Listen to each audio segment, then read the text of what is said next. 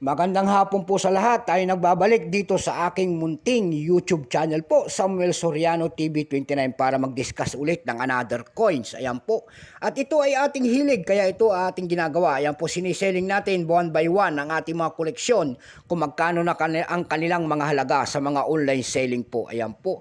Magandang hapon po kung saan kayong dako ng mundo po, lalong-lalo na ang aking mga subscriber po. Thank you so much po sa lahat. Yun namang hindi nakapag-subscribe dito sa aking YouTube channel, ako na papasalamat sana at malaking tulong na po yan kung pipindutin nyo ang ating notification bell, like and share para ma-update po kayo sa mga latest ko pang gagawin mga video po.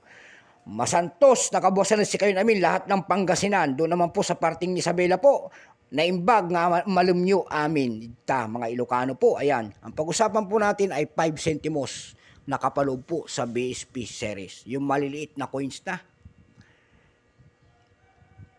Ayan, 1999 po, ayan, punong-puno na siya ng pakikipagdigma. Ayan, napakaganda pa. At ito po ay,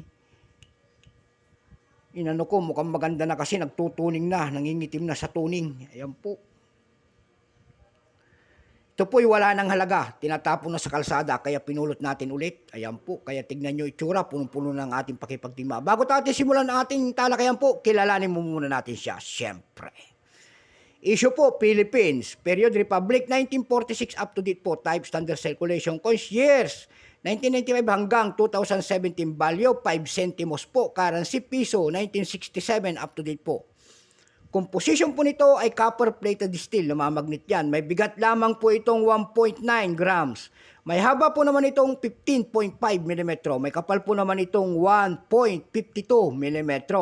Ang kanyang hugis naman ay round with a round hole.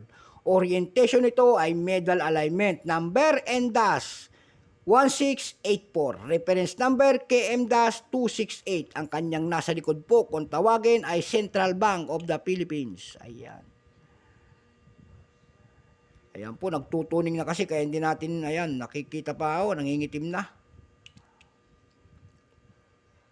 Itong 1999 po na ito, kung tawagin ng ating mga kolektor, ito po ay smaller script of both side. Ito lamang po ay 4% lamang. Ayan po, 4% lamang.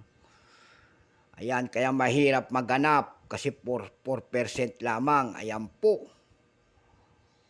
Ayan, ang kanyang may presyo na. Ayan po, pero wala pa siyang mintage kung ilang pirasong ginawa ng ating Bangko Sentral po. Ayan.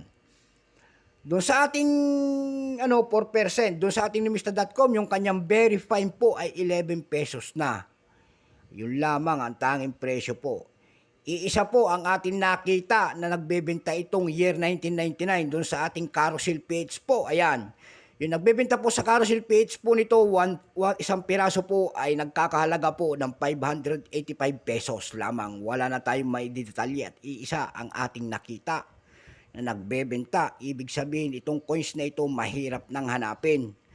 Ayan, so hanggang dito na lamang po. Ayan, sana naliwanagan kayo sa coins na ito. Hanggang dito lamang po. Magandang hapon po kung saan kayong dako ng mundo po. God bless po sa lahat.